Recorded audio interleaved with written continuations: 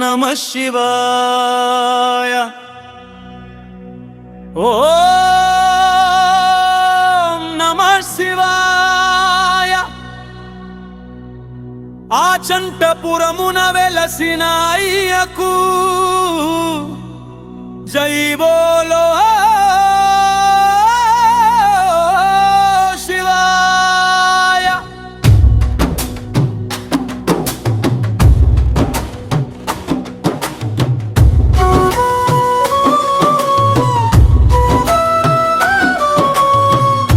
గోదారి గలగలల మించిన భక్తి పొంగుల సవ్వడి స్వయంభూగా వెలిసిన ఆచంటేశ్వరుని గుడి. చలువ పందిళ్ళు వేసి విద్యుత్ కాంతులతో ముస్తవై మెరిసింది ముక్కంటి సన్నిధి. ఆ పార్వతీ అమ్మవారి పసుపు కుంకుమల శోభ శివరాత్రి ఉత్సవాలకు ఇదే కదా ప్రారంభం. ఓం నమః శివాయ శివ శివ ఓం నమః శివాయ. ఆచంటేశ్వరునికి గదంబారారతీయ. ఓం నమః శివాయ శివ శివ ఓం నమః శివాయ. ఆచంటేశ్వరునికి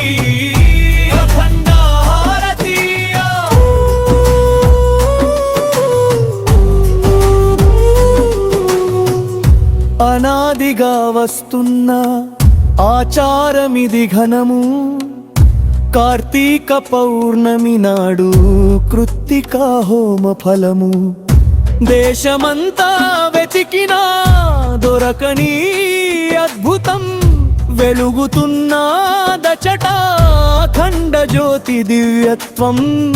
నడిరాత్రి 12కు లింగోద్భవ సమయాన ఏకాదశ రుద్రాభిషేకం జరిగే అతి పెద్ద వేడుక. స్థల పురాణ మహిమను చాటేటి ఘడియా ఆచంటేశ్వరుని పాదమే మనకు శరణయ్యా.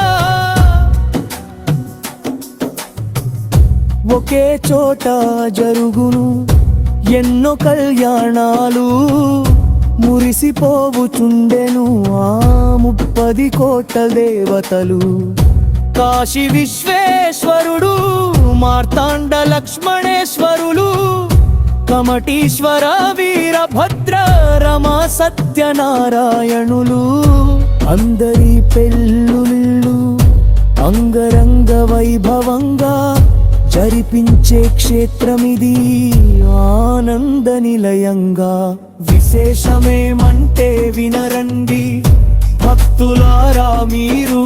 గర్భాలయం పైన కొలువు శ్రీచక్ర సమేత చంద్రశేఖరు.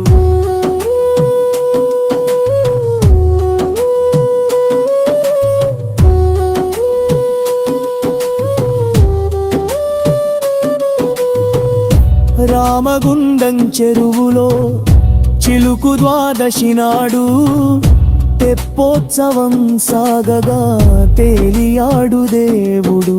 శ్రీరమా సత్యనారాయణ మదన గోపాల స్వాములు కనుల పండుగ చేతురు.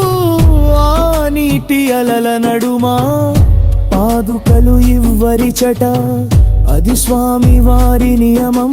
పుష్పోత్సవం నాడే దురుకు ఆ పవిత్ర తీర్థం. జ్వాలా తోరణం కింద నుండి ప్రభలు రేగింపు. ఆచంటేశ్వర స్వామి మన బ్రతుకులకు వెలుగు. హర హర మహాదేవ శంభో శంకర. ఆచంటపురనాథ పాహి మాం బ్రోవర. ఓం నమః శివాయ.